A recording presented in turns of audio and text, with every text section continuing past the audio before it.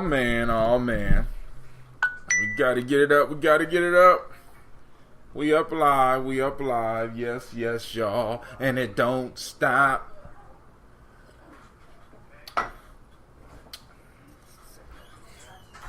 And it don't stop. And it won't stop. Let me put on my uniform.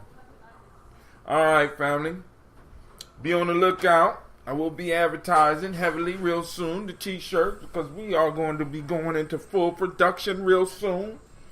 Yes. I got the boxes of the bottles of the ambrosia ready. Yes. We're about to get the show started. I need to let y'all know that you are now rocking with the best. This is Gye-Nyame Journey Media. Of course, you know this is a Heart of Some production, and this is Tribal Quotes. Jenny, you must go somewhere with that sound, please. Well, we strive to blow up your old paradigms. Alright, who out there piloting Gye-Nyame Journey? Is that Anubis?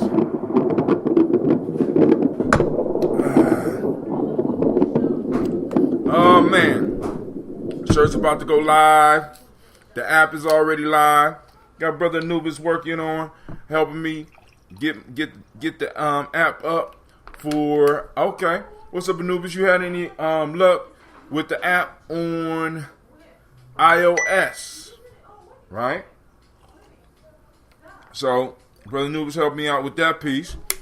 They got something where they talking about the HTTPS. They add you got to add the S. I don't know if that might be what might be slowing it down, but you know, let's see what's going on.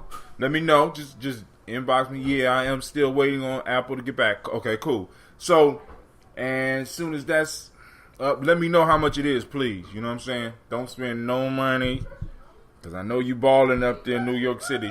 Don't spend no money till I get my budget. All right, let me get my budget.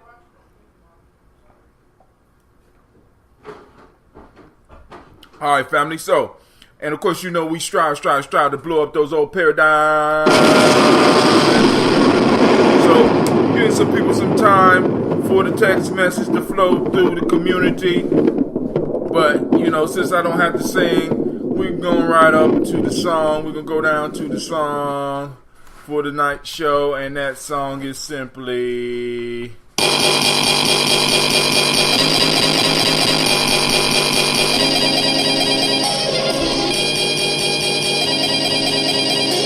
Mr. Diddy.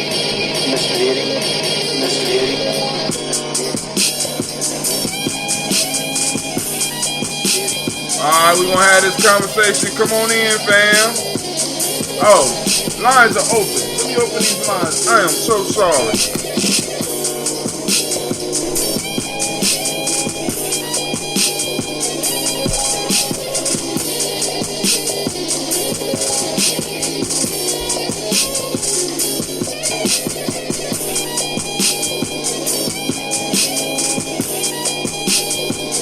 Running late as usual. You know, shit needs to be built. Somebody got to do it. Lines are open. Call in 614-556-4535. Come on. Call in.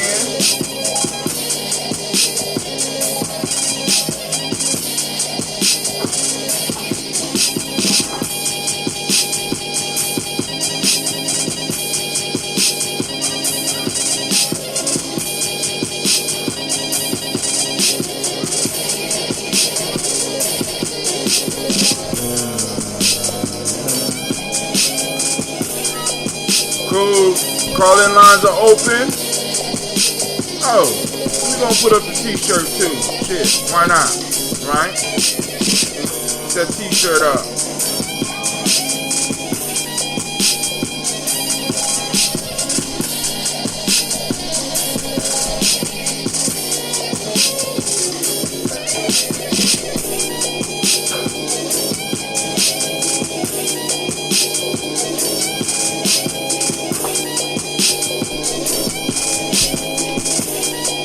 sharing it with the discount on the timeline.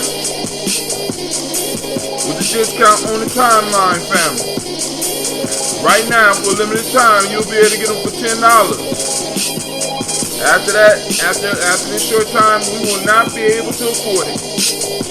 Actually, we can't afford it at $10, but shit, I'm trying to get the shit moving.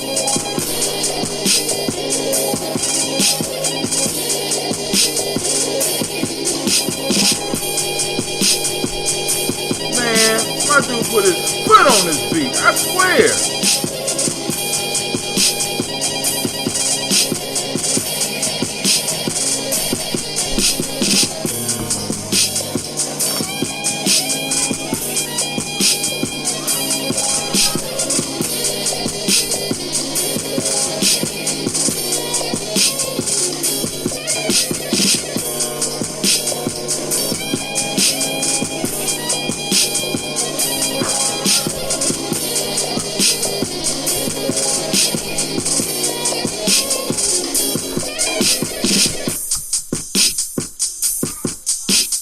Alright.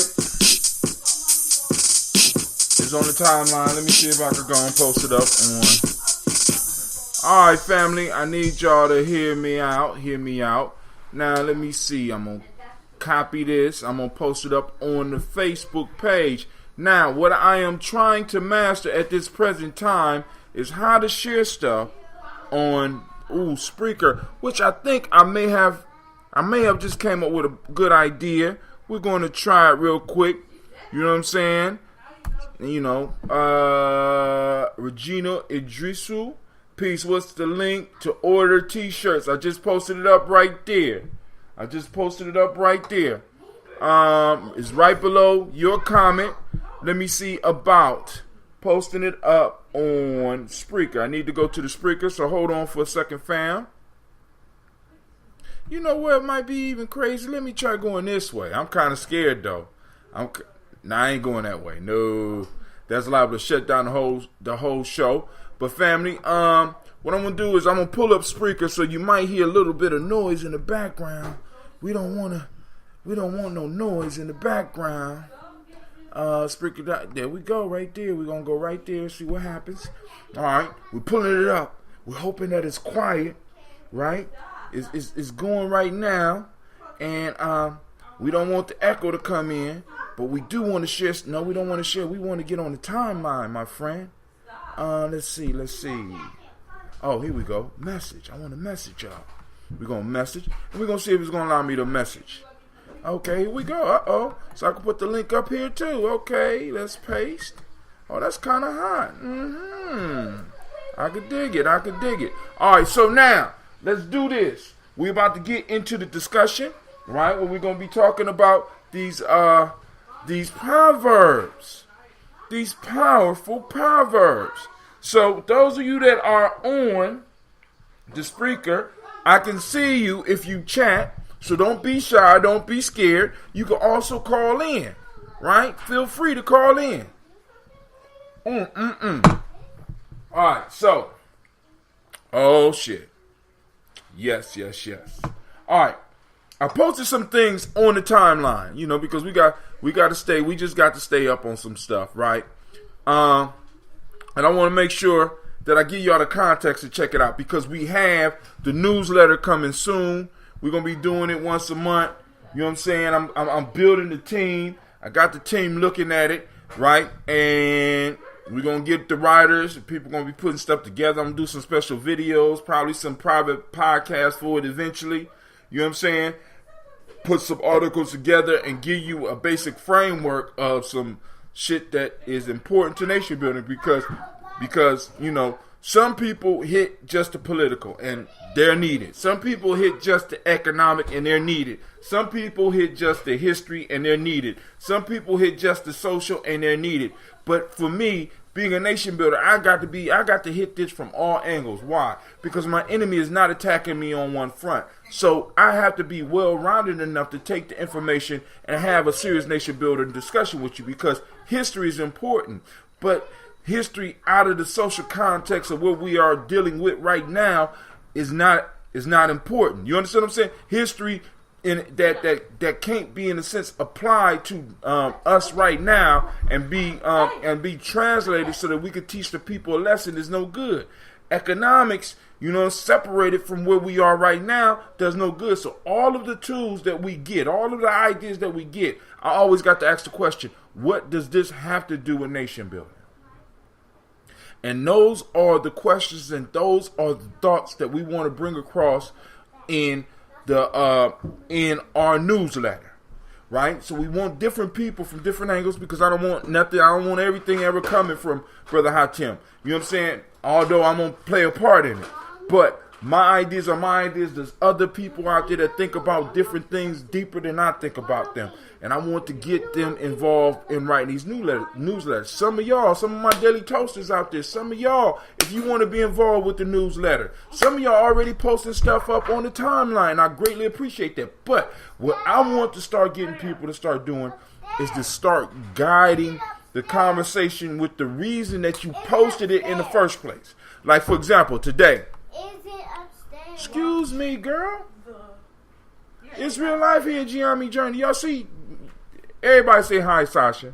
So she gonna get up away. You know what I'm saying? She just, she gets real loud when I turn this on. All right. So I was doing the research kind of found me. So one of the things that I did was I was posting things up because the idea of reparations came. Because what I'm trying to do is I'm setting my news settings so any mention of the words reparation that pop up, doing anything that comes up far as America and slavery, anything with the black community, anything with African Americans, anything that pops up in news, I want Google to send out the spiders and pop it up for me. So we could get these articles. So I posted one article. It's a debate, and I was kind of surprised. So I'm going through my YouTube line, and because I'm eclectic, I look at a bunch of different things. There's a brother, and he's a conservative, right? And he was debating a white liberal, and I had to write on the top of it what's going on here. Now I know a lot of y'all won't make it through the whole presentation, but look on the Gye-Nyame Journey timeline. You'll see the brother with it looked like Make America Great Again hat on, and he's debating the white liberal. And I was so, what's up, Sister Tiandra? I was so shocked because the mind state, right? And it's like, what we have to start preparing ourselves for is the arguments that people are going to be throwing at us. And this guy is coming with conservatives talking points, right? And it's like we have to prepare ourselves, family, because they'll say shit at the barbecues, they'll say shit at the dinner table, because we got these people in our families.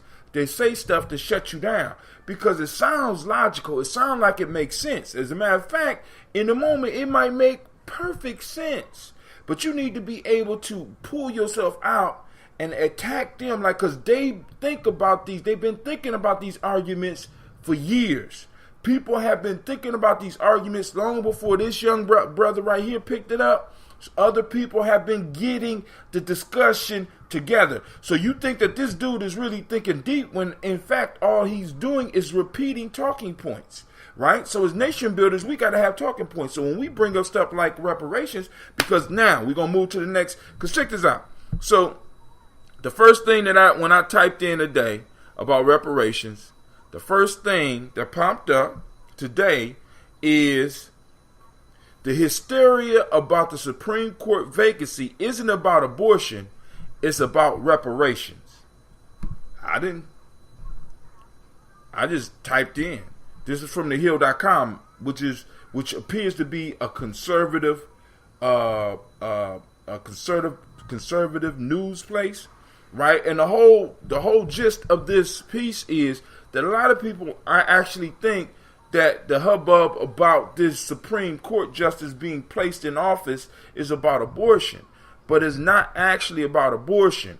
It's actually about reparations, because Nobody wants to pay reparations. But if somebody's able to frame the argument in a proper way to a Supreme Court that might lean towards the argument of wrong being done in the past need to be adjusted and fixed by the people of the day, right? If that type of Supreme Court is there, if somebody open up to that argument is there and there's enough votes, it's a possibility that America will be paying it. Right now, but part of the argument that people are throwing at us right now is that, well, my ancestors wasn't here. I have absolutely nothing to do with that. That's a faulty argument. Why should we pay for something from the past? And this is the piece. See, because people are like, well, why are you trying to punish? How are we going to determine who you're punishing from the past? And what we got to do is, in our argument, in our frame of thought, we're not talking about punishing anybody. What we're saying is that there was a wrong done nationally, and there's a wrong that need to be adjusted nationally. So we're not trying to punish anybody. We're just having the country, regardless of when, if you are a member of the country, right? If you're a member of the country, then you have to help with the debt. Period. It ain't about hurting you. It ain't about making your ancestors pay. It's not about that. It's about righting a wrong that this country was involved with. Brother Anubis says, that guy is truly lost. Have seen him around for quite some time. Whatever good intel he may have to share tends to get lost in all that baloney that he is trying to serve us. And I think part of the piece for that, Anubis, is that some people just, because think about it. He might be making a living off of YouTube. He got a bunch of people that might be donating to him. You know what I'm saying? Because the argument that he brings forth is good for the country. Nobody wants to pay a debt. You know that, Anubis. You know, hell, you get the cable bill. You ain't thrilled about paying that shit. But you got to do it. Nobody, if you could get away without paying a debt, you will do it. And that's the argument in America. So what they have to do, they have to find and hire people. They have to find and hire people to place the arguments that kind of hinder us in our discussion about reparations, you know what I'm saying, about the repair that needs to be made in America as far as black folks that was born here. Period. So now, and like I said, if you read this article, you'll go through the article. And homeboy got some good links in the article, but the end of the article is, why should I have to pay? Why should all America have to pay reparations? My ancestors had nothing to do with it. So why you're trying to punish the people from the past? And the issue is not punishing people from the past. It's about righting a wrong that this country was involved with. And if you are part of the country, then that wrong that was done, you have to help make amends for. We all do. Right? I can't become a Pittsburgh Steelers fan and not accept the fact that they might not have been having some good seasons as of late. You understand what I'm saying? I can't just erase their past history because right now I just decided to become a Pittsburgh Steelers fan. I can't erase the history of the losses. They still got those losses. Right? So, when I become a Steelers fan, and I come in and I immigrate to the Steelers world, and I become a Steeler fan, and I'm wearing the Steelers stuff, and somebody come in talking about how they used to whoop our ass in the past, that's a fact that I got to deal with. Because I'm a fan, I got to go and roll with that. Because I became part of the Steeler Nation, I have to deal with that. So just like when you come in and you become part of America, you inherit some of them goddamn debts. Brother Nuba says, he is making a tremendous amount of money. People like that always do, because for that sort of thing is always going to be there. Unfortunately, they just relish listening to and consuming utter and total garbage. Right. Then on top of that, it benefits the greater, in a sense, the greater society. It benefits the conservative, because one of the things that I learned in watching watching two great scholars supposedly debate. And I told y'all this story before. When I was at Ohio State, what was they called? The New Jack Scholars brought John Henry Clark to OSU, right? Get to sit at the foot of the elders. And it just so happened that Cornel West, the Cornel West, was on campus. So, just us, Greg Carr at the time, and you know, Greg Carr was a bad motherfucker because Greg Carr got them in the room Greg Carr and that team, that group at that time, got them dudes in the room at the same time to debate. Right? Now, and from that day on, I had supreme respect for Cornel West, and I'll tell you why. I know a lot of y'all might not like hearing that. Listen. Now, the first thing that Cornel West started off with was, how can I debate my elder? I have not been alive long enough. He deferred to the elder and said, I can't debate him. His experience, his scholarship speaks for itself. And from that point, I had massive respect for that man, right? A lot of people don't know this about him, right? But the first thing that Dr. John Henry Clark said was, since we're not going to debate, because I was going to start the debate, and I was going to ask you, since you are a black conservative, because at the time, I think that was one of the titles, since you are a black conservative, please explain to me what it is you're trying to conserve.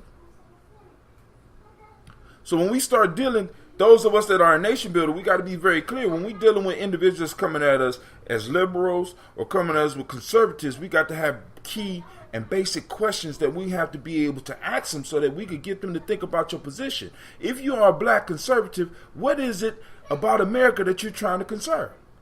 Let's be clear. I need to know. You know what I'm saying? What in American history are you trying to conserve? And especially when you see a nigga wearing a hat that say "Make America Great Again," from your perspective, not from what they say, from your perspective and your family history, when was America great?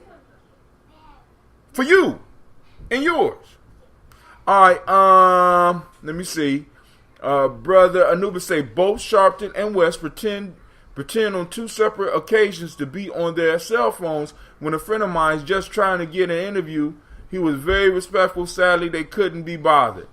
I can't speak for that occasion, but hey, when he came up against that elder friend, listen, brother, like I said, I had supreme respect for him. And all right, so now, let me go down a little bit more because I want to make sure y'all getting this stuff in context. See, and that's what the newsletter is going to clear up. So I also posted up an interview. I already told you. You already know the rules. It's real life here, Gye-Nyame Journey. Go somewhere. Don't sit. Yeah. Real life here. You know what I'm saying? So, I also posted up a podcast about would America be as great as it is without slavery, so that we could become clear on the debt that is owed. It's a brother that wrote a book called The Half Has Never Been Told, and I suggest that everybody on the journey, everybody in Gye-Nyame, the Congregation of the Mighty, that shit is required reading. Required reading. The Half Has Never Been Told. And if you can't read, or you too lazy to pick up a book, get it on Audible. And if you need somebody to send it to you on Audible, and you part of the family, I got it. We could circulate the book, family, because that book right there breaks down slavery in ways that many of us have never thought about it.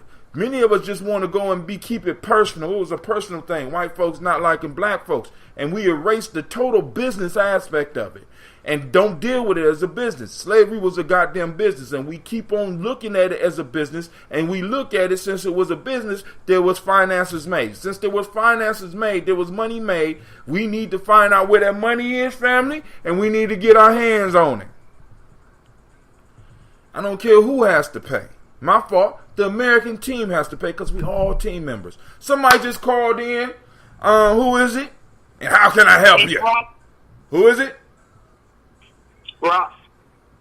Oh, no, what's my name on here? Lady J, goddammit. I mean, Lady come J, on now. Lady J. If I would have said that, you'd be tripping. What's up, Lady J? What's going on? Um, got a lot going on, Got a lot, just a lot thinking. A lot on my mind. All right, well, let's start unpacking before we get into these proverbs. Or do you want to get into proverbs and allow the unpacking to happen while we are in the process of doing some wisdom mining? Your choice.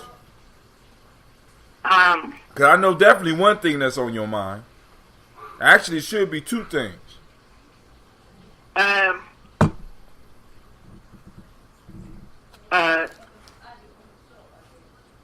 Hold on one second. You want me to take the lead? Okay. Yeah, go ahead. All right. So one of the things that's in the news is that a federal judge just ruled about the Detroit. You heard about that? About the Detroit school system? No, what did they say? Oh my God. All right, so a group of students sued the Detroit school system because they were not receiving the education that they believed they should have got. So they took the city of Detroit to court. The city of Detroit, it made it to one of the federal courts, and the federal judge says, although education is very important, because this is the angle that they hit them from. Detroit said nowhere in the 14th Amendment or the Constitution is education or literacy an inalienable right. They don't have to teach you how to learn. This was the argument that Detroit came at them. All they had to do was have the schools open. And the judge upheld that shit. Even though, because like I said, they got a point. Education is not one of our rights. I'm just saying. So, and a lot of people are upset about that, but that goes back to us, as me and you always get to after me and you finally get done arguing. It gets back to us and our political and economic involvement in our communities, especially the political, because if education is not a right, we need to make sure that education become a right of every American citizen. Not just going to school, but the school having some responsibility towards each individual that goes through them doors and that sit down at them desks, and that our tax dollars are paying individuals to educate. So, do you know that Michigan, I want to say Detroit, has some of the highest paid teachers in the country? You said that before. Yes. Chicago and Detroit. Chicago being one of the first public school institutions. In Detroit, and I believe that both of them are ran by, quote unquote, a mob mentality. So, no, I'm not surprised at the court's ruling. My personal motto is that we have to teach our children how to think and not what to think. And that they go to school to be schooled, but we educate them. It's our responsibility as a nation, as parents, to educate our children ourselves, to teach them how to ask questions, to teach them how to delineate arguments, to teach them how to compare information so that they can arrive at the truth and construct their own knowledge. This is a requirement. And it is not taught. It is not taught in schools. One reason, because a lot of your teachers don't know the value of that. They don't see the value. They're stuck in that old school model where we are simply teaching our youth to regurgitate information and not how to apply it relate it to their... Hold on. They said that literacy, you being able to read. Now, I hear what you're saying. I hear where you're going. far as our responsibility. So the school is not responsible or shouldn't be held responsible in teaching our children basic literacy. I don't know how that, and who ruled that, because what I think is going to, I think there's Hold on, I'm going to find an article. Out. I'm gonna find an article for you. Okay. So that we can have this discussion. Because that's something that could be overturned because you have federal law. No, that was a federal judge that ruled on that. Because I mean, really, when you look at the argument, he's right. That's not a right. It's not a right. Mm-hmm. I think me and you done discussed this before. Okay, it may not be, but still, yes, there are laws that govern. That's how you're able to. There are laws that govern your schools still, and there's laws that govern your schools and what your teachers are expected to do and within a school. All right, right. Now, and these are federal laws. Not state laws. These are federal across our nation. So you're not listening to me at all, are you? U.S. courts. I am. U.S. courts. That's the federal courts, right? U.S. courts. When it say U.S., it didn't say Michigan. Okay. It says U.S. courts. Detroit students have no right to access to literacy. Actually, it sounds like the person that wrote that damn article didn't have access to literacy. Detroit students have no right to access to literacy. God damn. I mean, that's... All right, let me go. On Friday, dumped out with the least desirable news of the week came word that a lawsuit arguing that Detroit students were being denied an education had been dismissed. Perhaps you remember the case. MT presented a cover story about it last year with the help of public interest law firm. A handful of Detroit students charged in federal court that the educational officials in Michigan, including Governor Rick Snyder, denied them access to an education of any quality.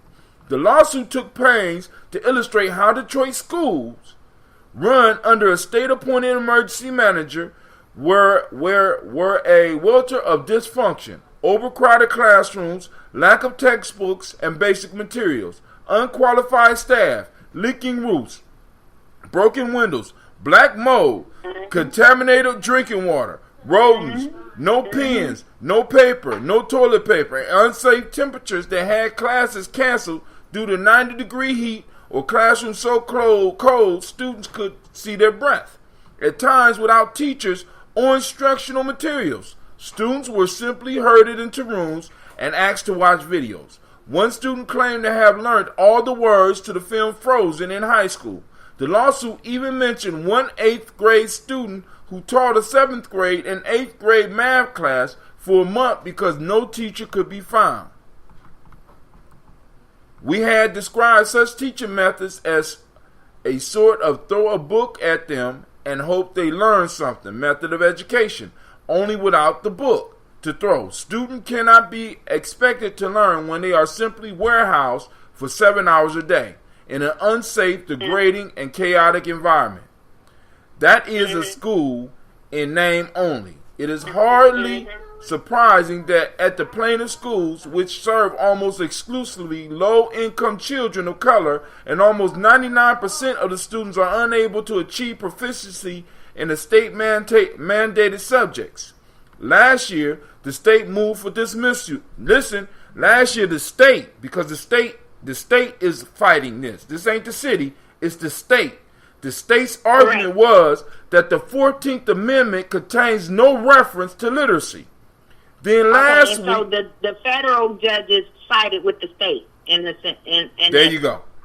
I'm going to tell you what he said. Then last week, U.S. District Judge, this is a federal judge, Stephen Murphy III agreed with the state. Literacy is important, the judge noted, but students enjoy no right to access to being taught literacy. All the state has to do is make sure school run. Okay, and so what's going to happen is the same thing that happens. Okay, so I can get this because we're also moving towards a privatized education, right? So it behooves me to support a public school system when I know that my brother is going to make money because these kids are going to come to these charter schools and private schools, which will then make my people money who are the business people who are just opening schools to make money, right? Just the same way they do with prison. There you go. Same way they do it, same thing they do with prison. So right. I see, I can see between these lines. Yeah. I can see between these lines. And you can read them because you was, yeah. They used to make sure you can read. And you said it best when you said we do not understand political thinking. Every time we hear politics, we think government, we think voting, but we don't understand that political thinking also requires, it is a part of that being able to construct your own knowledge. That's right. It is a part of being active participants in politics. So, again, I say this all the time, we're in a basketball game. We don't like the rules. So, instead of playing while we getting dunked on, we on the court congregating, talking about how the rules aren't fair. This year we had a Sky versus the students basketball game, right? Uh-huh. And I was the coach over the students. And so while we're playing, the teacher that has been there, one of the senior teachers, she continues to tell me to put more players in. So at some point, there are 17 kids playing 5 adults. Now, the 5 adults still they didn't mop my kids, but they still won. But I sat there wondering what would have happened if those teachers, because my kids, 17 kids playing 5 grown men. You know what I'm saying? Right. Those grown men could have stopped playing. They could have started lamenting. They could have started complaining about the fact that I kept putting kids in, right? But they didn't. They continued to play. And then after the game was over, they complained. You see what I'm saying? We don't do that as a people. We in the midst of the basketball game. Shit, yes we do. The rules ain't fair, and we just stop playing and start talking about hold on. Some of us start playing. Some of us still playing, baby. I'm just saying. I mean, that's a general picture. Like, cause you get mad at me when I do general pictures, cause some of us still on the goddamn court hustling. You understand what I'm saying? Some of us still hustling. Now, Brother Shaka just joined the call. Let me say this, because he got some news for us about this building, because I wasn't able to get back on the line with him. But it was something that you had said that I wanted to make sure that I covered. Oh, my fault. No, it's Anubis. Anubis said, I want to say I am shocked and surprised at this, but unfortunately, Detroit is just not a livable place for anyone to be in.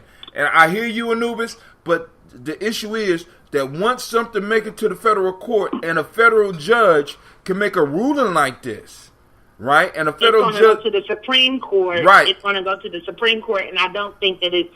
Shit. My rationale, my thinking is it won't make it out of the Supreme Court because there are other laws that have been passed at the Supreme Court level regarding education. Now, and so it contradicts that. Okay. It contradicts the current movement in education required by our national government. Okay. I'm just saying. Okay. Yeah, I hear you. Because I'm so glad you got faith, because I don't got faith in these motherfuckers like that. I'm sorry. See, because the whole PC is too gut the whole education piece. I mean, even though I'm at a charter, the whole strategy is to get rid of that shit now, and I'm saying, I'm just saying, this was a law that made it to the federal level, and once again, they're gonna try to, like you said, take it to the Supreme Court. Now, if the Supreme Court is going by the law, right, not by feelings, they're going by the law. The state is going to win. Because education is not mentioned in the Constitution anywhere. Literacy is not mentioned anywhere. The state's responsibility as far as education is not mentioned there. So if they're going to go by the rule of law, shit, Detroit going to lose. And when Detroit lose, we're going. we gonna put some money on. I'll be looking forward to hearing how this goes. Me too. But Brother Shaka got some news for the family. Hi. Peace. Peace, what's going on? Can y'all hear me? Mm-hmm. All right. Well, what we're looking at is we own 4 parcels, and one of the livest places, one of the livest locations in Cleveland, right on the corner of Buckeye and Martin Luther King Jr. You said you own it? It's 4.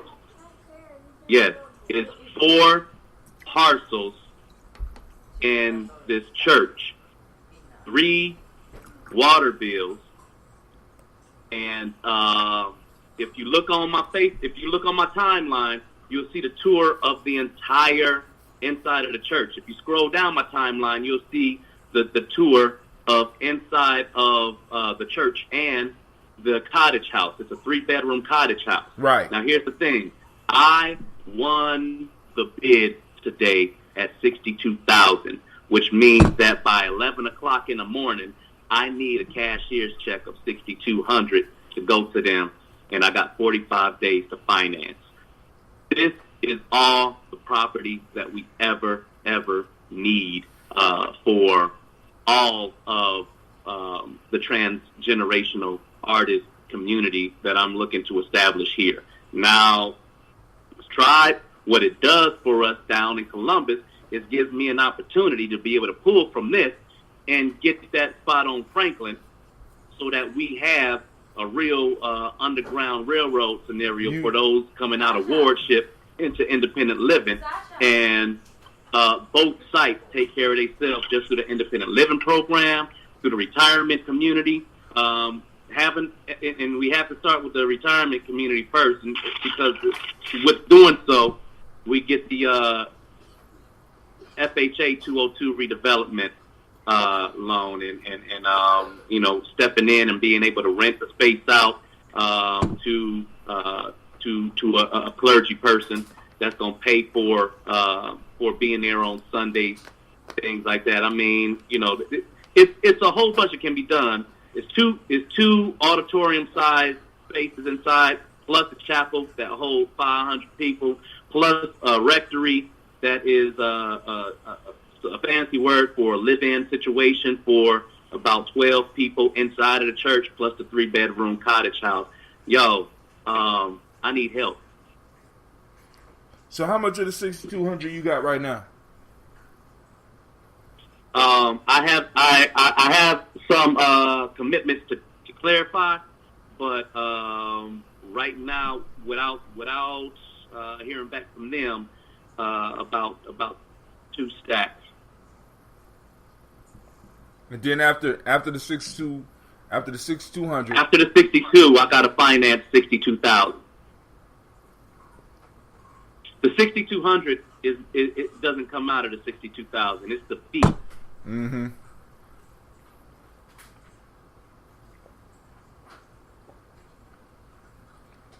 All right. But, yeah. So the thing is, though, is that if I don't come with that, then the runner-up bidder is gonna go try to snatch it from under me in the morning. Oh, you gotta have it checked by the morning? Yeah. I gave them a check tonight, and he knows I'm gonna switch off the check by the morning. But they just couldn't. I mean, through their process, they could not leave without me giving them a check. They need to have a check for $6,200. Right.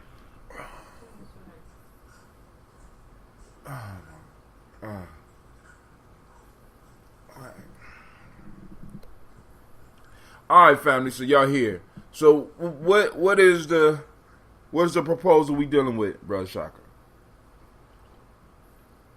You know what? I think I need to come to. I need to come to Columbus for us to be able to have a sit down about it. Or, but if there's any. Well, listen. If not, go ahead.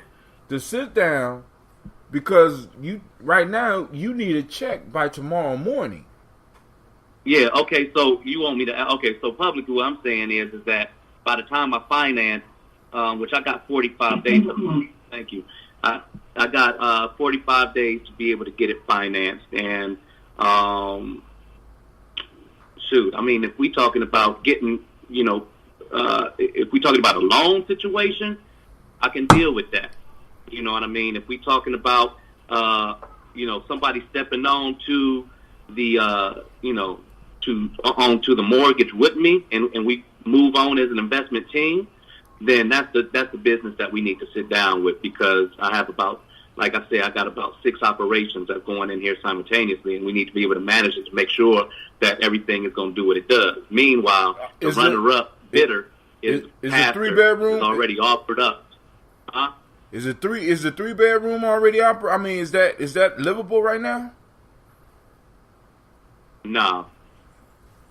I mean, it's not horrible. It's just, I might have to go in there and do something with the plumbing and electric, and you got those skills. You got those skills. All right, so yeah. All right, so family, y'all hear what's going on up with the Cleveland part of the tribe. So we definitely have to sit down. Going to talk about this, because the strongest issue now is that you need 6,200 by the morning. Right. So, all right. Right. So, God damn. Let me think. All right, Lady J, you got 6,200 sitting over there? Oh man, if I went to sleep right now and dreamt about it, I do. See, family. Now, but this illustrates a point that I've been constantly trying to make. So, right now on the line, we got at least 3 professionals. And none of us really have an account to go and draw the 6,200. He talking about the place that he's talking about. Chuck, if you had to estimate how much would you have to put into this building, because you go to his timeline, how much would you have to put into this building in order to get it to where it's fully functional? Like, is it leaking when it rains and shit like that, or? No. And actually, besides, and visually, and looking at it, it needs to be cleaned up and cleaned out. You know what I mean? Outside of that, I don't know how to. Well, somebody took the pipes. All right, so we got to deal with that. But some of the pipes out of the rectory, but the kitchen is still full service, ready to go. It's got commercial appliances in it, and they say anything not attached to the wall, not attached to the church, could quite possibly get auctioned off. Within these 45 days. Wait, hold on. So you get so like, for example, for the 62,000, you get everything in the church. Everything that's there is yours. Everything. No. Right. The piano. Go ahead. No. The stained glass. No. At first, I thought, like, the pianos and the organs and stuff like that, they ain't gonna take the pews, because the pews is attached to the church. They ain't gonna take the stained glass because it's attached to the church. Now, as far as all those relics, like the PA system and stuff like that, shoot, they might auction that off. But the PA system that's on the walls, they can't take that. They can't take that off. That's part of the disclaimer or disclosure. Now, the pianos and the organs, they can auction off. All right, how about past water bills or past taxes owed on that? 318, and that's because it was a church. 318 was the taxes on. We talk about $318, and because it was a church is why it was only 318. Had some past water bills. Homeboy said he managed it as much as he could. I went in there, the water is off. So, it's just you got to deal with a brand new account. Now, my realtor told me, that there was an issue and that there is a legal issue with the organization that owned the church, And the last dealing, which is why it's still on, it was still on the MLS. He said it's something that went down on the last on the last deal that went through, or that didn't go through, and there's a lawsuit pending on it. So when when I asked the company that's doing the auction, they said no. I know for fact, that's resolved. So all he was doing was looking up the history of the spot and saw a lawsuit. But I was assured that was resolved, and it was also, and so he assured me that would not affect us getting a clear title. All right. So now there's a matter of 62 outstanding $1,000 that need to be paid within 45 days, but there's initial 10% of 6,200 that needs to be come across by tomorrow. So what's the plan? Do you want to share the plan, or you would prefer to come talk in person? I mean, really, here's one thing is that one of my people here works with brokers. He said if I had somebody with a I ain't going to tell you about that one. Okay, somebody moving around. Okay, so if we got somebody with a 640. If we got somebody with a 640 and we went to Key Bank with a 640 and was requesting anything lesser than $20,000, and we stated our income anything lesser than $200,000, they will not check the income, and that person with the 640 would be able to get that money straight out.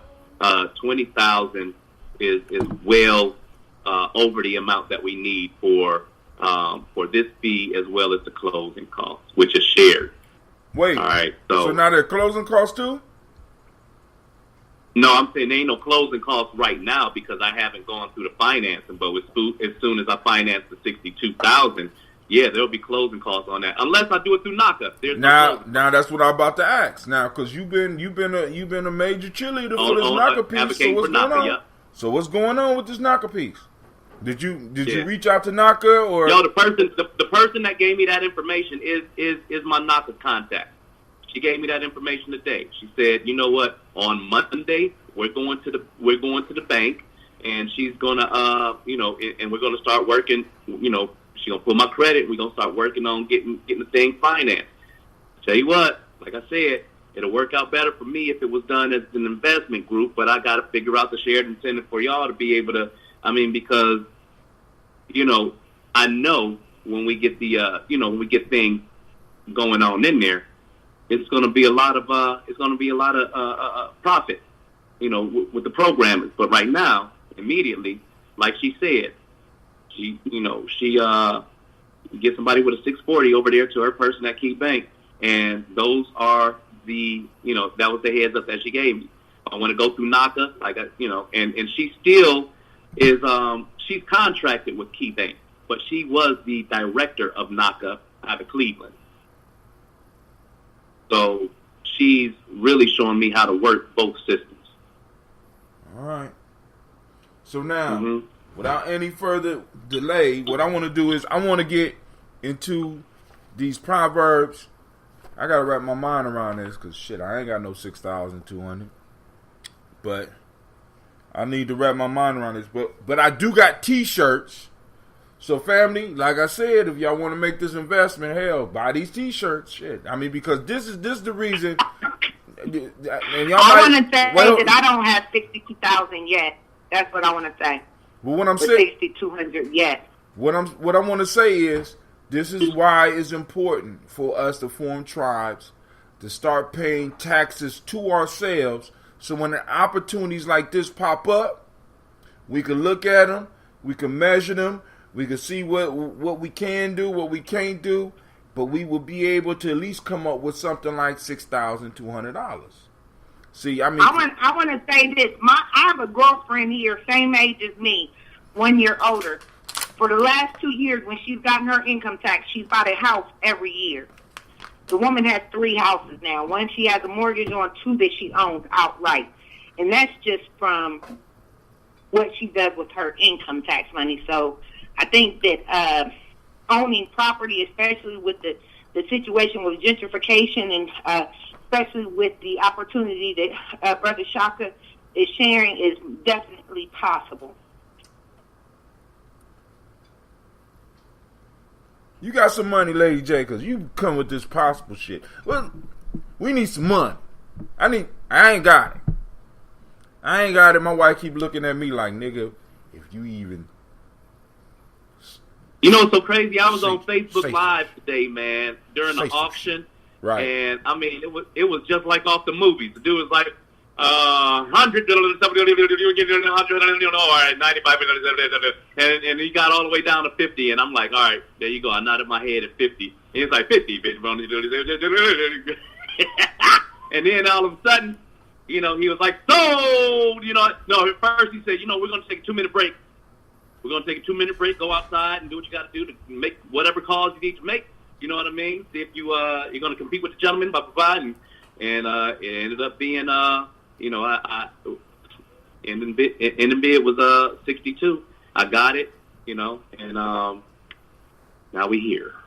Yeah. I'm telling you, man, like, you know, this space is so live that once we clean it up, like if you came to Cleveland, you don't necessarily, you really wouldn't have to leave the space for anything once we, you know, I mean, and it's a beautiful, beautiful spot. You know, I'm saying, I mean, yo, go on my feed and check out. I've seen it. Y'all need to check it out. But they're gonna sell the piano and shit like that. But I mean, it's a. Hey, did you see the Phoenix? I didn't make the Phoenix. You talking the about Phoenix is in the stained glass, man. I ain't noticed the Phoenix. I gotta look at that. No, I'm listening to you you gotta singing go back and and watch it, man. The Phoenix is on the the Phoenix is right there on the stained glass, man. It's unreal. So unreal. But now, all right. So the family came out. I know some of y'all's listening. I don't know how many. Let me see how many people. Let's see if we got anybody on Spreaker. Because I'm paying for this goddamn app. And I want to make sure that people listening. We getting more and more people. Oh, man. How did you find out about this particular auction? That's Anubis. Anubis is asking, how did you find out about this particular auction? And, you know, because Anubis might be sitting on about 62 grand right about now. You know. So here's what it is. Last week I decided that I was gonna call it quits. I wasn't gonna pursue Central High School no more. And you know what? I think I must have been talking to Pharaoh. I must have been talking to myself and Pharaoh in the car. And Pharaoh's like, Dad, can we go to the store with the yellow letters? And I'm like, yeah. Why? What do you want to get? He shrugged his shoulders like, I don't know.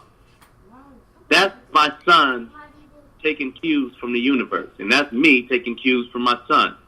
I go over there, and we in a bread aisle, and the realtor walks in, and he's like, "Hey, I think I might know you." And I was like, "I don't know."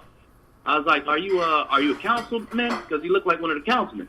He's like, "Nah, I do this." And I was like, "Oh well." I'm actually looking for a mixed-use property right now that I can get into that's affordable, blah, they skip. So he's like, well, let me check the MLS and give me your email address, and I'll shoot you back something by tonight. It didn't happen that day. It happened the next day, and I go on the email, and it's about 18 properties, and this church stuck out for me because it looked immaculate on the pictures, and it only was listed for $1,000. And I inquired about it the next day. I said, are you sure? Is that right? He's like, well, what that means is, he's like, let me go in and check it out. He's like, yeah, this is supposed to be auctioned off back in March, but it somehow ended up back on the MLS, and so yeah, the opening bid is $1,000. And this is him just going, and I can tell that this realtor is kind of green, like he ain't slick at all. Like he's just like, oh, I'm going to sell houses and get my commission. You know what I mean? And the piece is that, like, you know, so like I said, he ain't bringing nothing slick to the game. It's just the fact that he did some research and he was gung-ho about selling me some mixed use and found it.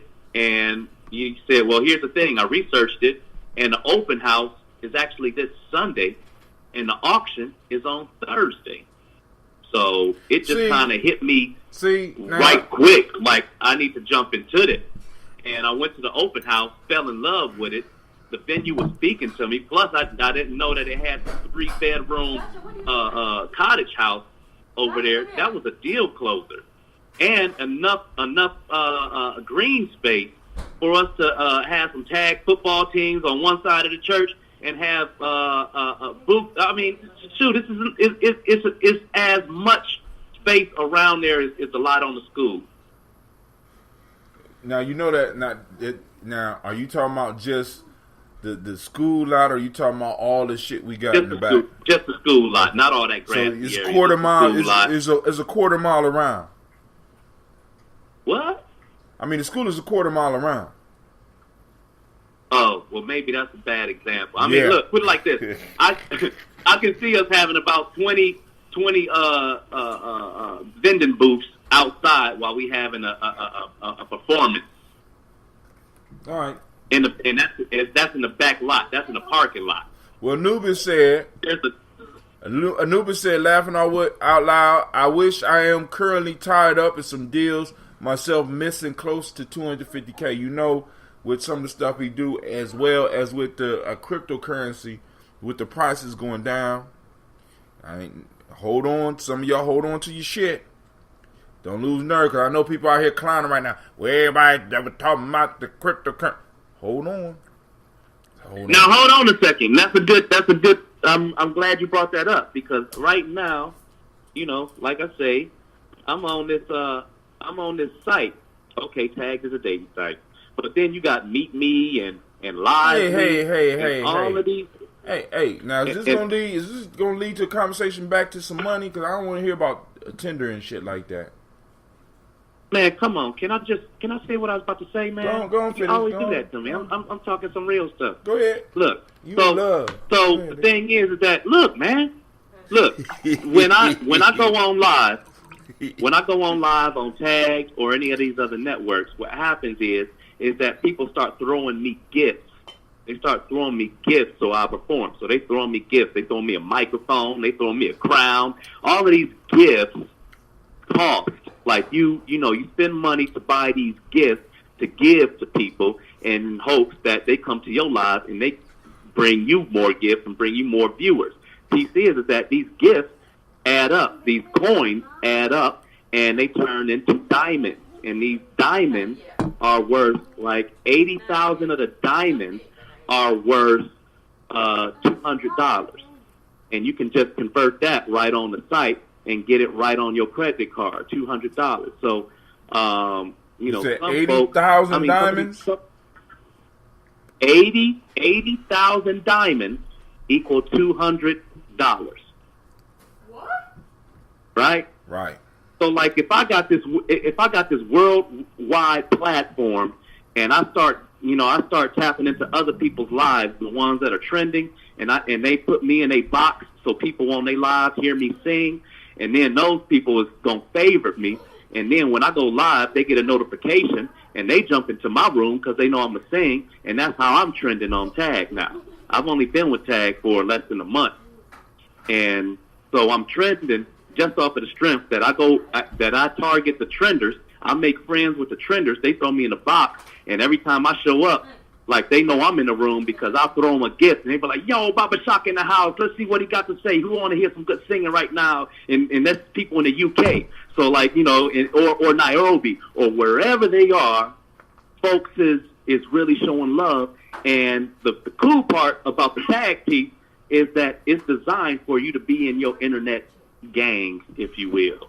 So the internet gangs are really working together to keep they shine time throughout the week so that they got maximum exposure and maximum opportunity to be able to get these gifts. Me, I'm taking it to a different level because I'm doing the Mind the Shaka show. I'm doing, you know what I mean? I already had that in place, but I'm doing these shows where it's like, yo, you know, if you want to see me do something, I mean, and this is where the twerkers is at. It's like you throw a twerker, you know, 200, you throw her a red carpet, and she like, oh, you know, she about to give you a whole show. You know what I mean? And that's just the way it is. For me to get a red carpet, I got to do some other stuff. I got to do three Stevie Wonder tunes and do a virtual funeral online. I'm just saying, you know. You got to take off your shirt, you brother. know. You got to take off your shirt. What's that? You got to take off your shirt and show them that Shaka stuff, brother. You know. And then, you know, see, the thing is, I start doing that, and then there be cats in the room talking about, oh man, light-skinned people kill me. You know what I mean? I mean, no, but that's the nature of the beast. And I'm just letting you know that, you know, I could have 2,500 people in the same room, and you still gonna have your trolls. You know what I mean? Not on my page. I don't necessarily have trolls on my live, but I go into other people's lives, and they get jealous. They might not be just in there directly trolls, but they thinking something. But all right, let's get to these proverbs real quick so we can run through them. At least get one done. But today we on day 35. You get the book. Just go to the site Gye-Nyame.com. Look on the top links. Find tribal quotes. Click it. Get the book. If you need the PDF, I got it. We can work it out. You ready? Actually, if I sell 60,000 of them by tomorrow, we got the building. God damn it. I'm just saying, dude. I mean, like I said, my issue is I hate asking for money. I feel like we need to trade. I do too. Especially, you know what? Especially when I go to my elders that should have some equitable value of my work, and their response is, man, you should have just got a job. And I'm saying that because that's some real shit. So when I come into Columbus, yo, I'm coming with some fire and I'm going to address that shit. I mean, really, I'm going to ask you, why waste your time? If that is their response to you, why even waste your time discussing with it? Right? You know what I'm saying? If, all right, cool, all you had to say was that you wasn't interested in investing. You ain't got to talk about me because your lifestyle is working for you. You know what I'm saying? You are working. You're just not working in the traditional fashion. So let that shit fall where it may, and you just handle your business. Okay. Because one of the things that I learned a long time ago, you make yourself indispensable, and people will always need you before you need them. So you right. Yep. You right. I should have went and got a job. You right. But when your ass need me, I can't wait to tell you what you should have had. You know what I'm saying? So hey, you know, shit. Right. Or you could be kind and come from the kindness of your heart and be like, I'm gonna help you, even though you ain't helped me. All right. Anubis is giving some investment advice. He says those are the people when we was talking about the people giving up on cryptocurrency and other stuff. He said those are people that do not understand how investment works. You're going to have some bad and really rough days, just like with anything else in life. So here go the Proverbs. All labor that uplifts humanity has dignity and importance and should be undertaken with painstaking excellence. That's Martin Luther King Jr. Number 2. Wait, say that again? All labor that uplifts humanity has dignity and importance and should be undertaken with painstaking excellence. That's from Martin Luther King Jr. Number 2. As you climb the ladder of success, check occasionally to make sure it is leaning against the right wall. That's from Anonymous. And from Swahili. He who did not listen to a warning rowed in a boat made of clay. He who did not listen to a warning rowed in a boat made of clay. That's from Swahili. From the Swahili people. All right. Lady J, you still on the line? I am. I had to get off for a second, but I'm back. All right. How my daughter-in-law doing? What's so funny? because it's not funny at all. People think people that I'm playing, and I'm 100% sure. I'm 100% serious. Well, what you laughing at? Because I already paid the dowry, so it's on the cracking. No, and don't you dare say what you think that dowry was. That old fake dowry you gave me that nobody agreed. You went for it. You agreed for it. You shook on it. It's done. So next time I walk in the room and you sitting up there talking to one of these boys talking about where your mama, all that is done. All that's done. She belongs to the Gye-Nyames now. So you just go and you just chill out. No, she doesn't belong to the Gye-Nyames. That doesn't sound right. What I did was promise her to cleave. That's what I did. That's all I did. You marry a family. You don't marry an individual. That's what we fucking up at. You marry a family. Okay. Yeah. All right. I agree. You get to pick the proverb. Better yet, 3. Let my daughter-in-law pick the proverb. My lead. Tell her to pick a number between 1 and 3. Wait. I'll have Melvin choose because she's somewhere upstairs. Anubis said, "What the hell is going on here?" Melvin, choose 1, 2, or 3.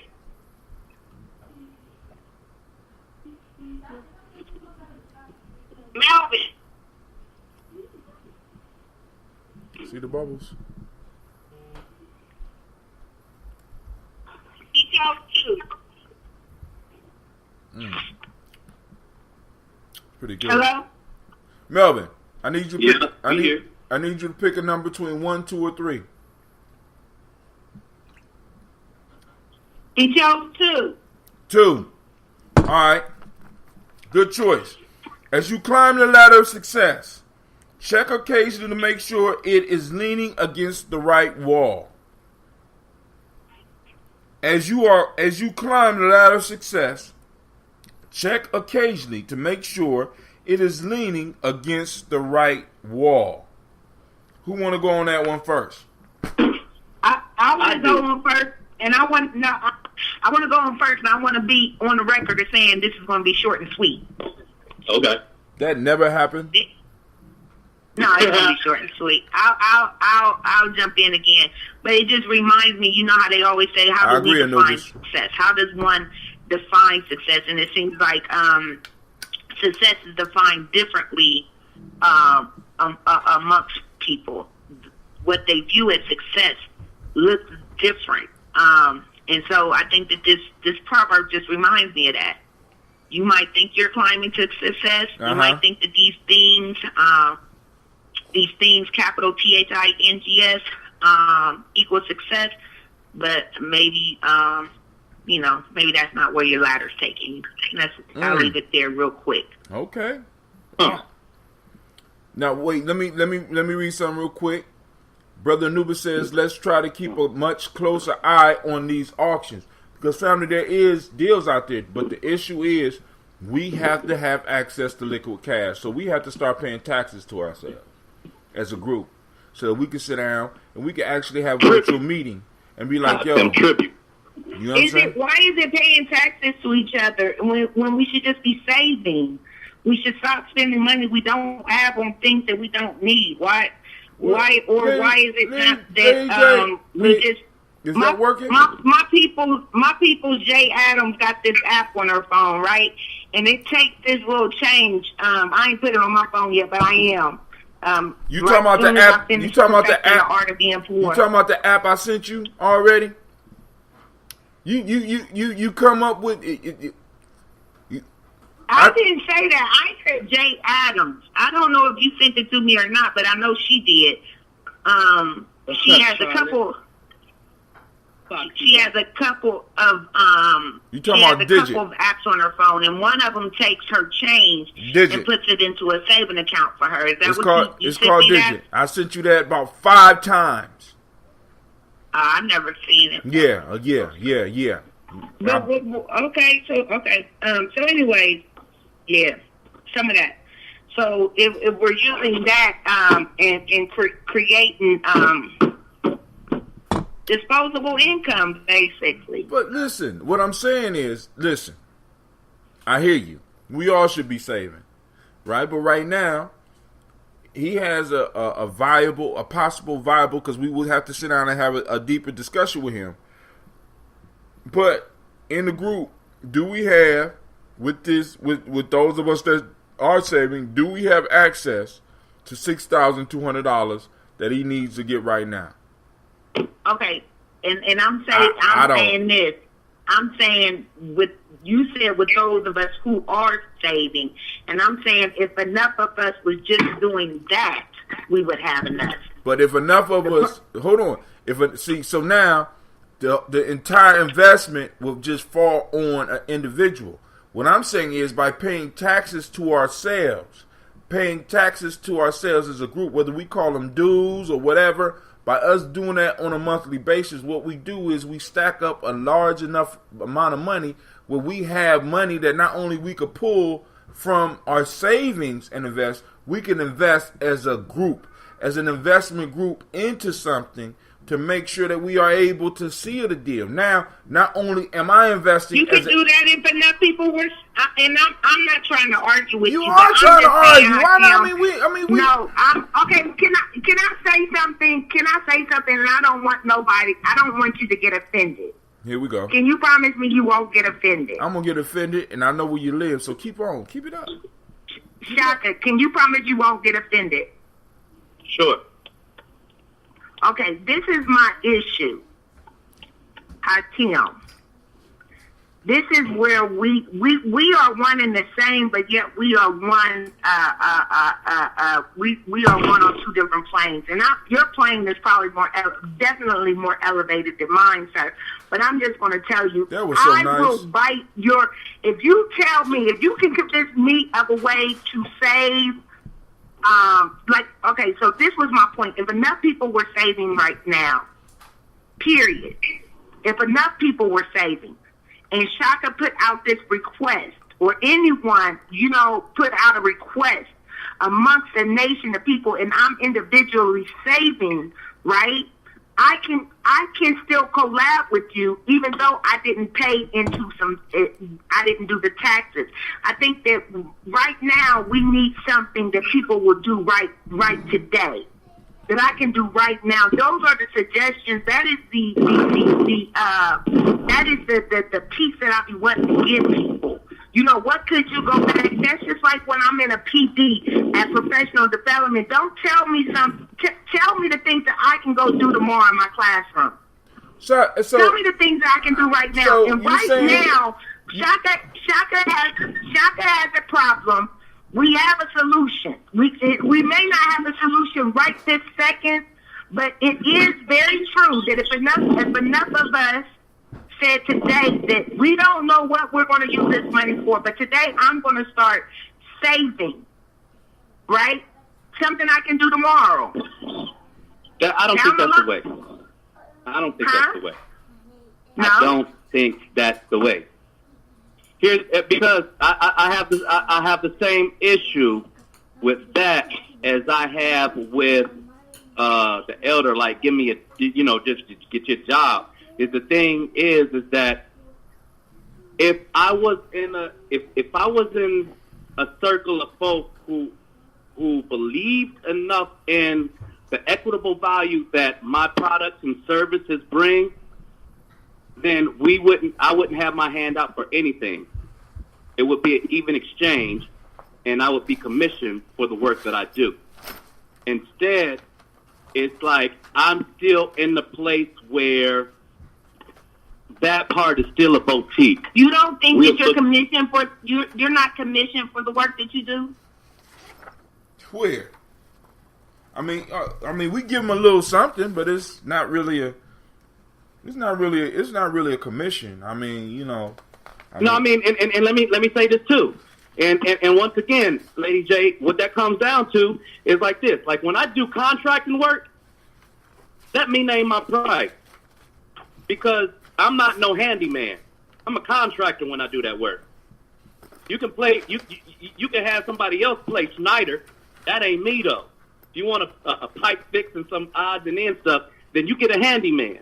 But if you want a real project done that's licensed and bonded and all of that, I'll put a team together and we'll come in, we do the work, and we get commission. Nobody asks questions about that.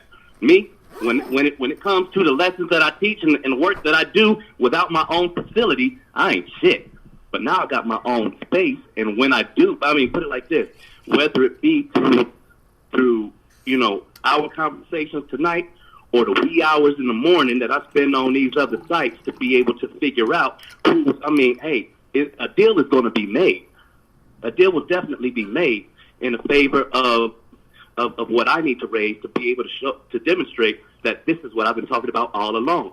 If we got a space that we can bring, we got a space right now that if we had $6,000 on a regular basis, we could probably get any known artists to perform in that venue and make our money hand over finger. But the piece is that when it comes to let me ask you something.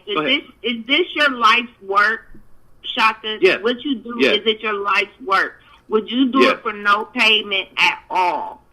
From 42 years, I feel like 42 years, I feel like that's pretty much what it has been. And so I say, like, I hear your plight, right?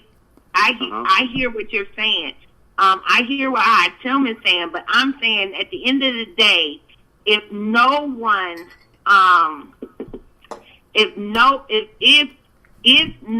is able to financially or willing to financially, how do we get around that so that you can still live out your life's work? How do we still acquire it?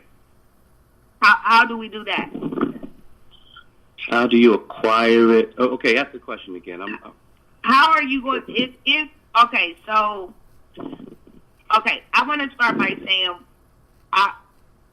those Nguzu Saba principles, correct, Hatim? Mm-hmm. For everyone, it seems like it starts at unity, but where does it actually start? Faith. Huh? Imani, faith.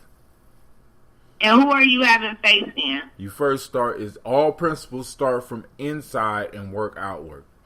So Ashe. And so I think that's why I say that piece about us all putting into paying a tax and putting into a bucket, I get that. But what really needs to happen is that we need enough people willing to put that money aside themselves so that eventually we have something to all put in a bucket together. You work towards cooperative economics. We might not be there. So again, my question was to you, Shaka, what if I don't have any money, what else is there that I could do to help you acquire and do just what you said? You said tonight you want to stay up. I got it. And that is to be able to bring the vibration of belief, and that's more than just saying, "Ooh, he does wonderful X, Y, Z." It's putting them into a position to be able to show people, because that's the thing. You cannot, and it has all to do with what Hatim says about owning your own narrative, because the other folk is going to leave out the breakthrough. There's a breakthrough every time I do what I do. In a controlled environment, in a classroom, there's a breakthrough, and I apologize that we have not seen that as of recent. But when you look at the books like Mordecai, you'll see that it wouldn't be a youth art scene in Columbus as big as it is if it were not for my work. And that's where when I come back into Columbus, is a whole tribe of artists that were teenagers then who are now the forerunners in that artist community. And that's where I say that when I show up, we have to redefine who we are. So wait, let me get to my point. As artists, we are not always the best managers of our own craft. And in fact, it's artist protocol to have a buffer closing deals. So when it comes to somebody closing deals on what I know I'm worth and what I've been able to do, I can close some deals, but not like you can. And I'm talking about for my work. Now, you, Lady J, for example, right now between Hatim and I, we have enough literature to compile a workbook and a CD with the lessons that correlate with the workbook, so that when we go into a classroom setting on a contractual level for a workshop series, I know for myself that I've been able to get paid $300 for a 90-minute session, and for a series over a course of 5 days, from Monday through Friday, doing one workshop a day, one 90-minute workshop a day, or two 45-minute workshops, however we decide. All right, but 90 minutes of my time for 5 days, and that's $1,500 in the facilitation cost. Also, if it's in front of 50 kids or 50 participants, then the merchandise that comes along with it, the educational device, sells for $30 a unit. So $30 a unit with the CD and the workbook times 50 is another $1,500 on top of that. There's no reason with belief why I shouldn't come to Columbus every single time with a workshop series contracted for me, ready to break bread with y'all. And then on top of that, with a $3,000 contract, 15% of that will go to the closer. Everybody eats. That's what we can do, is understand that, respect that, and move accordingly. Like I say, when it comes to the artist, you know what? I get no, okay, yes, I do. I get, but I want to tell you, and not tell them, I just want to share something, since we are, we are partners in crime, right? We are a team, a family. I want to share with y'all that I aspire to be like Mother Teresa. I hear everything you're saying, but when I tell you that in my heart, like I know that I'm gonna be taken care of, but yeah, I just want to give. You know what I'm saying? And I feel like, me too. And that's the part. That's the part that's really jamming me up right now, is because I know this 6,200 is just 6,200. The 62,000 is just 62,000. In other cultures, it's a wink and let's move on. All right? For us, it's a struggle because we're competing with old money, and every time we move to advance, we got to understand that the escalator is still going down. So every step that we take up, we're still going down, because that's by design. So my whole piece is that if we understand this, then where is the hustle? Where is the blood, sweat, and tears? Like, yo, you've seen me bleed. You've seen me cry. You've seen me sacrifice to be able to make this thing known in this lifetime, because we don't, we're not promised tomorrow. We are not promised tomorrow. If right now I'm saying that we can plant a seed to heal a whole community, which heals a nation. What's the matter with you? Tomorrow. Let's do it tomorrow. There is no tomorrow. There is no tomorrow. There is no tomorrow. I'm sorry, I had to drop it. You called it. I had to drop it. But go ahead. Yeah, man. Yo. All I'm saying is that belief is what empowers everything. Lady J, if you walk into that school like, oh my goodness, this dude is the next Kanye. This dude, his heart is like Chance the Rapper. I know if he had it, he would give us a meal. But right now, he needs us. You know what I mean? Yo, we can find money, close deals, and I can come there. I can eat and not have to be in somebody's basement on a couch every time I come. I just actually had a conversation with my athletic director today, right? And so I have a reputation of not being able to get along with men. Do you agree, Hatim? I wouldn't say that you had that reputation. I would say that some people perceive that, but I don't, you know what I'm saying? I wouldn't say that. Yes, I would say men in leadership. Men don't have a problem with me. Mainly men, alpha males don't have a problem with me. So I will say that certain men don't have a problem with me. Will never have a problem. Right, it's the ones with sensitive egos that don't like your stand on things because you shoot from the hip. Correct. I get it. Correct. I deal with the same thing with the sensitive ego. I'm talking to my athletic director, right? So last year, he and I had a conversation. And what I told him is that, when I took over this program, I like the program. I like what I provide for my families. I look at cheer and drill as a ministry, right? So I come do this, and this is a ministry to me. What I wanted to do is I wanted to be able to provide the best things. You know what I'm saying? When I think about my team. Yo, I won the bid today, man. I won the bid. I'm listening. When I think about my team, and I think about the fact that we're like Sadiddy, right? I feel like we are we're spoiled, right? My team, because of my director, not my athletic director, but the director, right? So because of the person he is, my team is a little spoiled, right? But my parents have to pay fees. These fees are $350, $325. Some of my families have multiple daughters. One family has 3 girls, right? One family has 4 girls, 2. You have multiple girls, $350, $325. Yeah, now, this money is not going to miraculously fall out the sky. This is going to have to come out somebody's pocket, right? Right. And so when I went into this thing, I had this mindset that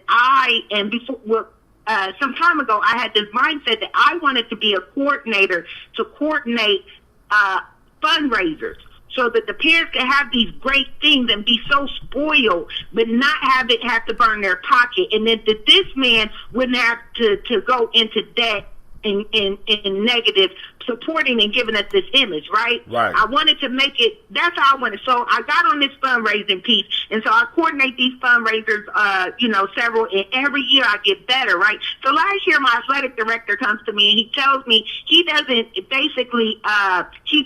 care for. He's not too impressed by my fundraising that I do. I need to go after to these companies and take this letter and be a booster. And I'm like, look, dude, I stick in my lane. I already got enough on my plate. You're not about to put nothing else on my plate. This is what I'm eating, right? This is what I do well. This is what I'm perfecting. I'm not doing that. If you want a booster club, you go find some people that want to take your letter around the businesses. This is what I tell this little man, right? And so watch your tone. I mean, why I gotta be little man? Go on with that. I'm working with you on that. I'm talking about my athletic director. He is little. What do you mean? I didn't mean no offense. And so how is the little man supposed to take that? He ain't on this call. He know he look. I'm telling you, damn, girl, people. He probably he come in and listen every now and then. Okay, let me finish. And so I tell him this. So yesterday, he and I are having a conversation on the phone, right? And I call him and I say, hey, I need these warm-ups, but my parents can't pay for it. So you said you was going to go after some money. Do I need to fundraise for this? Do I need a fundraiser for this myself, or can you go get a donor, right? Because he and I talked about it.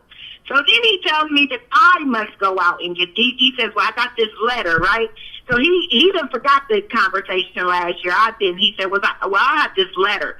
And you can take this letter around and do the math, figure out how much you need, and then you can just go find you a couple of donors, and I can give you this letter. So I'm on the phone, and I'm like, huh? So then I say to him, I like the way how you did that. Now what's going to happen is I'm about to go get this letter, and I'm going to do something with last year I told him I wasn't going to do, but it's because I know what I want to do. I know what I want to provide. You know what I'm saying? And maybe he's right. You know what I'm saying? All that to say, I get what you're saying, Shaka. I totally get it, but I just wonder if I can hear your passion. I can hear what it is that you want, to do. And I'm not even saying that there's not enough people that will help you. I'm just saying, I believe that there are. I feel like there's black people right now that have the money, have the bank, have everything that you need to do just what you want. But it may be that we don't even know them yet. That they not on this call. That they not watching your live videos. Right. So but not to say that I just want to give God thanks in advance, the universe thanks in advance for bringing your vision into fruition. You know what I'm saying? I hear your passion. I do. All right, family, this is what we need to do. Because we only got through one, and we approaching 11 p.m. I still got to get up. I got several meetings tomorrow, so I'm going to call it a night. I want to send thanks to both of y'all for tuning in. I can't believe you want to call it a night. I cannot believe listen, it. I got meetings. I got meetings about the school. I got stuff I have to prepare for. And you know what, Hot Tim? I gotta say, man, my spidey senses are tingling, and I feel like, listen, I don't want you to feel discouraged about shit. I feel like if one of the other tribe members was like, "Yo, Shaka, I got you," then we would go on until 2 a.m. because we got something to celebrate. I don't want you to feel defeated at all because amongst just the nucleus of us, we don't got it. Oh, dude, what I'm saying is we just got to dig harder. We got to turn more stones. And if y'all is passionate about this design as a collective as I am, we need to sit down and really figure out what the best power moves are moving forward. Because I'm talking about feeding our children's children. Frustration is not the issue. The issue is that a brother been sleeping past my mark every day. All this work at that's what old people do. Oh, God. You don't do no work at work. I come to your job every day and you ain't doing no work. I just don't understand. But it's okay. So if you tomorrow might be different. If you was an ally and you really was coming to my job every day, you just told on me, so you have to die. I will see you tomorrow.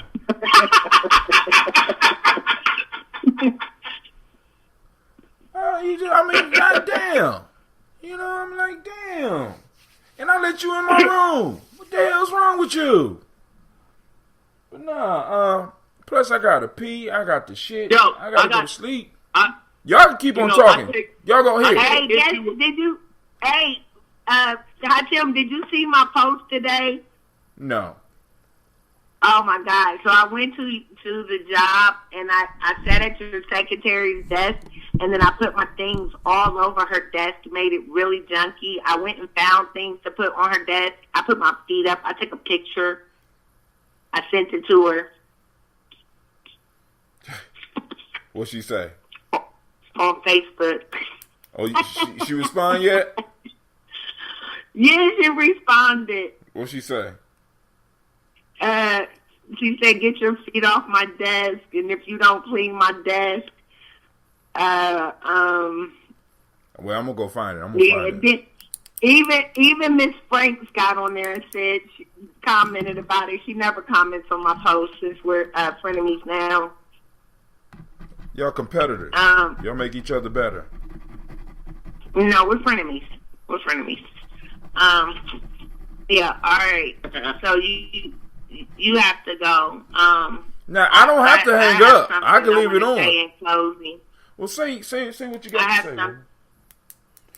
Yeah. So I just want to say that we are still in the midst of the Great Awakening. We are still in the midst of the Great Awakening, and we have to continue to do one thing every day, in honor of that, and in effort and aligned with that.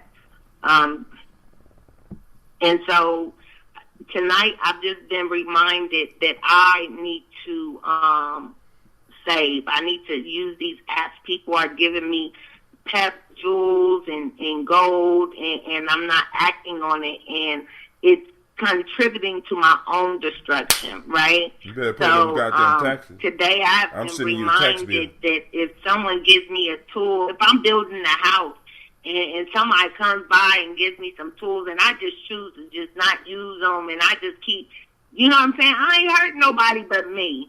You know what I mean? So I want to be moved today to get my finances in order. I want to be moved today to create equity for myself, wealth, savings, ends and dividends. Yes. And so I thank you and Shaka, for that. I want to continue to encourage people to support the movement, contribute to the movement, donate to a cause, volunteer times and services. We need teachers. So, some jobs are just noble. Some positions are noble professions. You know what I'm saying? Or you do it for the greater of the universe. You do it for the greater of your community, for the greater of your family. And going into education, and I'm sorry to say it, people might not like it, and going into, what is it called? Law enforcement, police officers, securing the certification you need to do those jobs is what our community, our people need. And so I just want to encourage us to do that, participate politically so that things like what happened in Detroit doesn't continue to happen, because what happens if it goes to the federal court and it is... it already is in the federal court. They thought...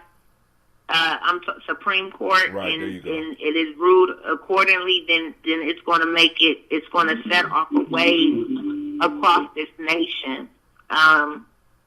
You know what I'm saying? It's going to reverse everything that they've been seeking to do. This whole Common Core, where you're teaching the same, the nation is aligned with what they're teaching. You did that undoes everything.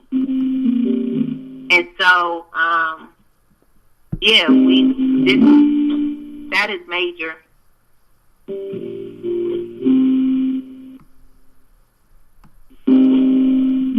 Damn, that was a mean way to say, hurry up. Go ahead, Shaka. She stopped. You stopped her. Go ahead. You better get in while she's taking a breath. Hey, man, let me tell you something. And I'm going to remember why I brought this up in the first place. There's something that you said that kind of said that made me think about this, Lady J.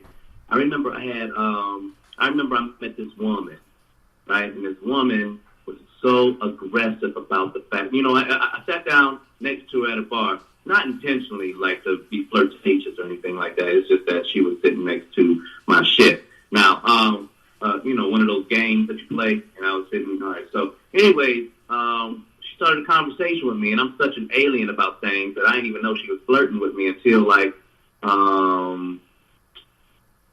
said, well, let me skip past that part. We started liking each other, and then we started liking each other. And I said, well, and she said to me in so many words, like, when it comes to the type of woman I am, I can show you what I can tell you. And I was like, I can tell when you're lying. You know what I mean? And the piece is that I could. For 2 weeks, we dated, and I found out that, that she was not the loyal type. And it was just in her, I don't know, it's not in her DNA. I ain't going to put her down like that. But piece is that the day that I found out that she already was not loyal, she came over my house. She wanted a quickie. And I'm sitting here playing my music, right? And I didn't even lay my eyes on her. I said, I got a question for you. And she's doing all kind of seductive things. I'm like, I asked her, I said, what of equitable value do you bring into my world? I started playing some. And she's like, that's a good question. And I said, yeah. Come back when you got a good answer. And she picked her stuff up and she left. And I never heard from her again. She married now. Hey, was that before? Was that before or after the sex?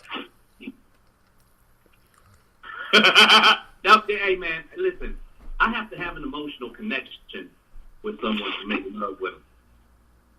So, yeah, it was before.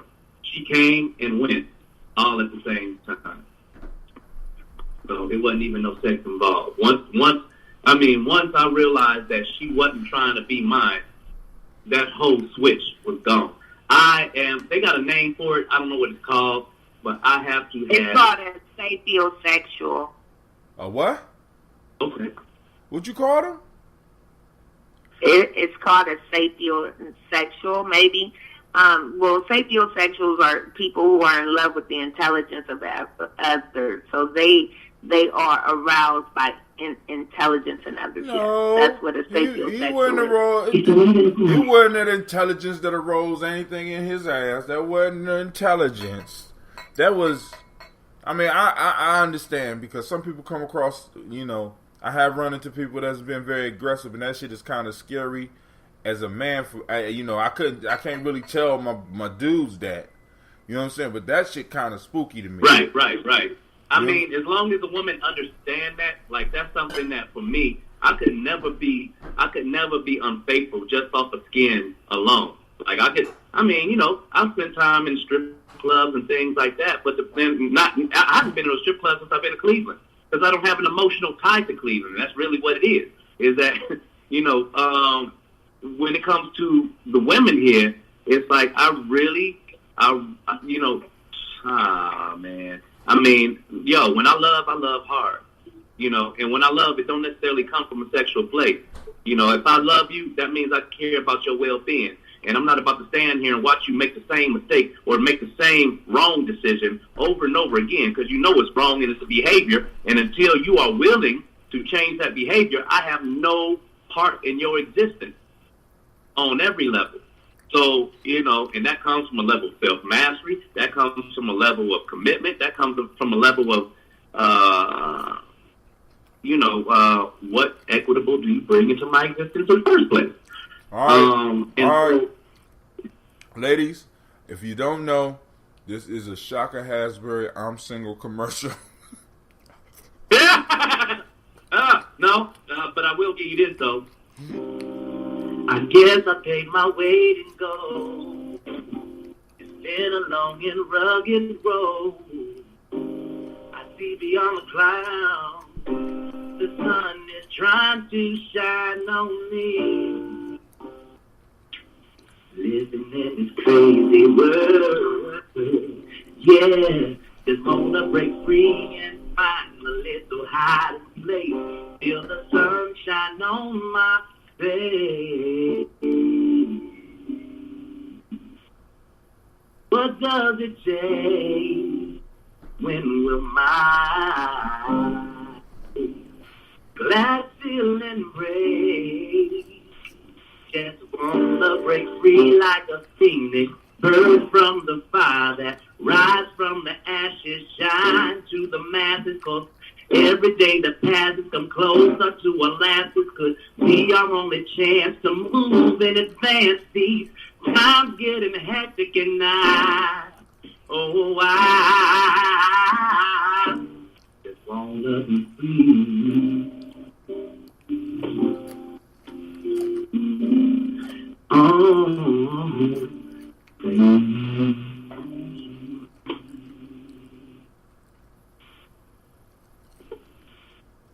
That shit was hot. Hot. I agree. Like fire grease. Fish grease. Yeah. That shit was worth $6,272. We just need some of y'all to call in and buy that shit right now. I'm not laughing. Yes, sir. I'm real serious. Yes, sir. So, family, this has been Gye-Nyame Johnny. I'm gonna thank y'all for tuning in. I'm gonna take myself to sleep. Dream up some ideas. Got a couple of hours before I get this money together. See what we can do. All right, family. Shaka, if somebody out there just happened to just tune in at about 2:35 because they ain't had nothing to do and they heard our discussion and they're interested in what you're talking about, how do they get in touch with you? Man, I'm this successful. You can call 216-355-4200 and talk to me direct, or you can hit me up at themindofshaka@gmail. All right? I'm very personable, and if that's where your heart is at, get at me. So, not saying that I'm a prophet or nothing, but at 2:35, one of y'all is sitting out there looking at this right now, and you just happen to have $10,000 that you're wondering what you're going to do with. Pick up the phone right now and call. What's that number again, Shaka? 216-355-4200. Invest in a movement today. Hey, we're either down for each other or we keep each other down. You heard it here live on Gye-Nyame Journey. That brother Hatim is out. Peace. Peace.